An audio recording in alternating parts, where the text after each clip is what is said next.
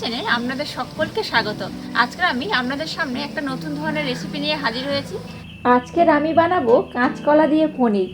ভাবছেন কাঁচকলা দিয়ে পনির কিভাবে বানাবো? তাহলে চলুন আজকের এই মজার রেসিপিটি বানানো যাক। আর আমার চ্যানেলে নতুন বন্ধু হয়ে থাকলে অবশ্যই আমার চ্যানেলটাকে সাবস্ক্রাইব করবেন আর সম্পূর্ণ ভিডিওটি দেখতে থাকুন কিভাবে আমি কাঁচকলা দিয়ে পনিরটা বানাই। মজাদার এই কাঁচকলার পনির বানানোর জন্য আমি এখানে দেখুন 3টে কাঁচকলা নিয়ে নিয়েছি। কাঁচকলাগুলো আমি প্রথমে ভালো করে কেটে নেব। প্রথমে কাঁচকলাগুলো আমি খুব ভালো করে কেটে নেব। কাঁচকলার প্রথমে মুখের দিকটা আর এই পিছনের এই দিকটা আমি কেটে নিলাম। এবার আপনাদেরকে একটা টিপস বলি, কাঁচকলা যখন কাটবেন হাতে দেখবেন কাঁচকলার একটা কষ লাগে, একটা দাগ হয়ে যায়।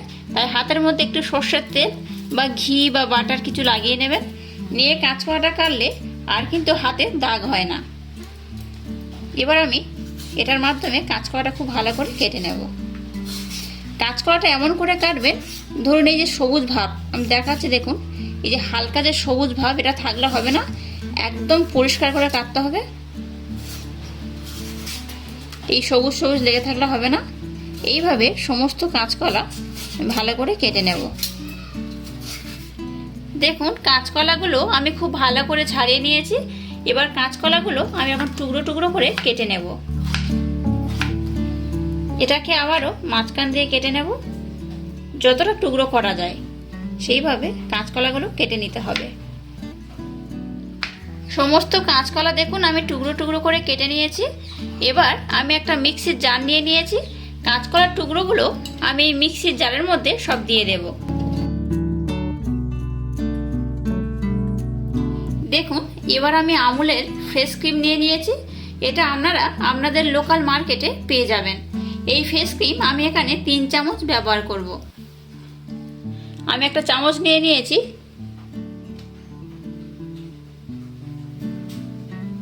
এইভাবে আমি মোট 3 চামচ ব্যবহার করব।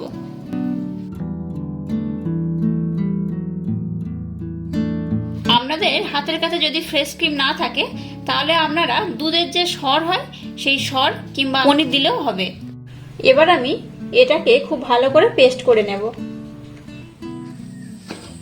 দেখুন ফ্রেশ ক্রিম আর কাঁচকলাটা আমি খুব ভালো করে পেস্ট করে নিয়েছি। এবার আমি একটা পাত্র নিলাম। এই পাত্রের মধ্যে আমি মিশ্রণটা ঢেলে দিলাম। আমি এখানে কিন্তু কোনো জল ব্যবহার করিনি, শুধুমাত্র কাঁচকলা আর ফ্রেশ ক্রিম ব্যবহার করেছি। এই মিশ্রণের মধ্যে এবার আমি দিয়ে দিলাম 1 চামচ লবণ। আমি এই ছোট চামচের 1 চামচ লবণ ব্যবহার করেছি। দিয়ে দিলাম এরকম চামচে 2 চামচ ময়দা। দিয়ে দিলাম ভর্তি করে এই চামচের 1 চামচ কর্নফ্লাওয়ার। এবার সমস্ত মিশ্রণটা আমি খুব ভালো করে ব্লেন্ড করে নেব। আবারও আমি একটা মিক্সির জার নিয়ে নিয়েছি আর নিয়েছি এখানে 3টে কাঁচা লঙ্কা। 3টে কাঁচা লঙ্কা আমি খুব ভালো করে পেস্ট করব না, এটাকে হালকাভাবে পেস্ট করে নেব। আপনারা কুঁচো কুঁচো করে কেটে নিতেও পারেন। দেখুন কাঁচকলা আর ফ্রেশ ক্রিম দিয়ে যে পেস্ট আমি বানালাম সেটা খুব ভালো করে আমি মিক্সড করে নিয়েছি। আমি 3 মিনিট ধরে এটাকে খুব ভালো করে মিক্সড করেছি। এবার এর মধ্যে আমি দিয়ে দেবো লিকুইড দুধ। লিকুইড দুধটা একসাথে অনেকটা দেবেন না, অল্প অল্প দেবেন আর ব্যাটারটা বানাতে হবে।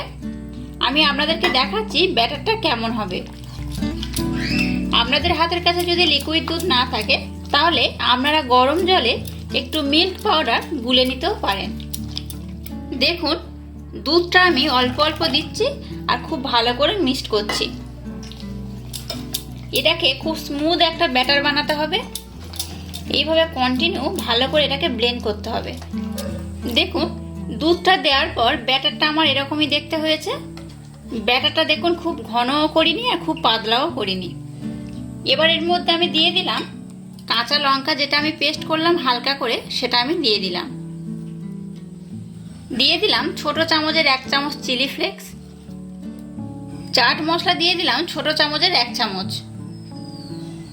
গোলমরিচের গুঁড়ো দিয়ে দিলাম ছোট চামচের 1/2 চামচ। বেকিং সোডা দিয়ে দিলাম ছোট চামচের 1/2 চামচের একটু কম। এবার সমস্ত উপকরণ আমি খুব ভালো করে মিক্সড করে নেব। এইভাবে সমস্ত উপকরণ দিয়ে 3 থেকে 4 মিনিট খুব ভালো করে মিক্সড করতে হবে। দেখুন সমস্ত উপকরণ দিয়ে আমি মিশ্রণটা খুব ভালো করে মিক্সড করে নিয়েছি। এই মিশ্রণটা আমার কমপ্লিট হয়ে গেছে। এবার আমি একটা পাত্র নিয়ে নিয়েছি, এর মধ্যে দিয়ে দিচ্ছি সামান্য পরিমাণে তেল। তেলটাকে এবার খুব ভালো করে ব্রাশ করে দিতে হবে চারধারটা। এখানে আমি রিফাইন অয়েল ব্যবহার করেছি। আপনাদের হাতের কাছে যদি তেল না থাকে তাহলে আপনারা বাটারও ব্যবহার করতে পারেন। এবার দেখুন আমি মাপ করে একটা কাগজ কেটে নিয়েছি, সেটা এর মধ্যে দিয়ে দিলাম। এর মধ্যে কোনো কাগজ না দিলেও হবে, আমি তাও একটা কাগজ দিয়ে দিলাম। আর ওই ব্রাশটা দিয়ে আমি আবারও একবার ভালো করে ব্রাশ করে দিলাম। এবার যে ব্যাটারটা বানিয়েছি সেই ব্যাটারটা আমি এই পাত্রের মধ্যে ঢেলে দিলাম। সমস্ত মিশ্রণটা আমি এই পাত্রের মধ্যে দিয়ে দিয়েছি। এবার এই পাত্রটাকে একটু ভালো করে ট্যাপ করে নেব, যাতে এর মধ্যে যে এয়ার বাবলসগুলো আছে সেগুলো যেন বার হয়ে যায়। দেখুন মিশ্রণটা আমি ভালো করে ট্যাপ করে খুব ভালো করে পাত্রের মধ্যে সেট করে নিয়েছি। এবার আমি গ্যাসটা জেলে দিয়ে একটা কড়া বসিয়ে দিয়েছি আর গ্যাসের ফ্লেমটাকে হাই রেখেছি। এবার কড়ার মধ্যে আমি দিয়ে দিলাম খানিকটা জল। জল খুব বেশি ব্যবহার করার দরকার নেই, আমি এই পরিমাণে জল দিলাম। আর দেখুন আমি একটা স্ট্যান্ড নিয়ে নিয়েছি, এরকম স্ট্যান্ড আপনাদের বাজারে হাতের কাছে সহজেই পেয়ে যাবেন। এরকম স্ট্যান্ড একটা নিয়েছি। আর যদি আপনাদের হাতের কাছে এরকম স্ট্যান্ড না থাকে তাহলে কোনো বাটি বসালেও হবে। এটা আমি জলের মধ্যে দিয়ে দিলাম। এবার জলটাকে আমি ঢাকা দিয়ে খুব ভালো করে গরম করে নেব। দেখুন জলটা আমি খুব ভালো করে গরম করে নিয়েছি। এবার গ্যাসের ফ্লেমটাকে আমি মিডিয়াম রাখবো। এবার যে পাত্রের মধ্যে আমি ব্যাটারটা ঢাললাম সেটা এই জলের মধ্যে বসিয়ে দিলাম।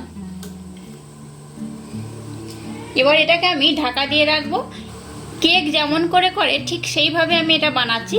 কেক করতে অনেকটা সময় লাগে, কিন্তু এটাতে খুব একটা বেশি সময় লাগে না, 10 থেকে 15 মিনিট সময় লাগবে। এবার এটাকে আমি ঢাকা দিয়ে রেখে দিলাম। আর অবশ্যই গ্যাসের ফ্লেমটাকে মিডিয়াম রাখবেন। দেখুন আপনারা ধারটা দেখে বুঝতে পারছেন যে এটা হয়ে গেছে।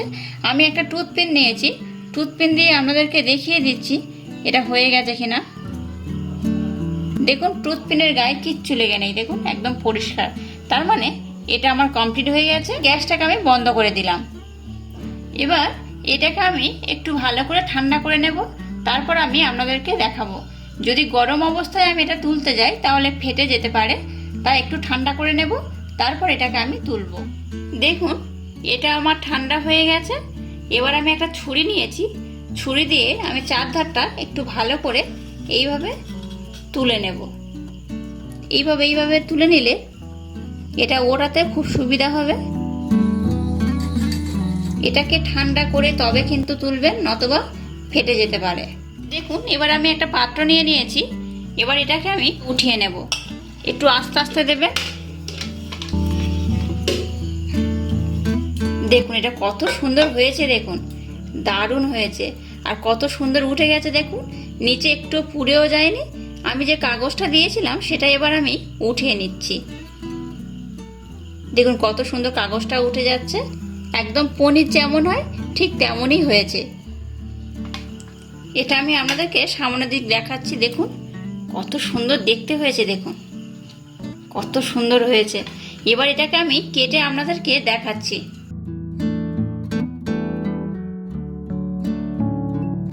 এবার এটাকে আমি টুকরো টুকরো করে কেটে নিলাম।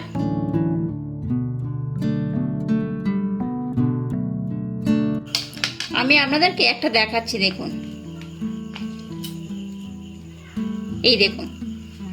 দেখুন পনির যেমন নরম সফট হয় এটা ঠিক তেমনই হয়েছে। দেখুন কত সুন্দর, কত স্পঞ্জি হয়েছে, দেখুন কত সুন্দর হয়েছে।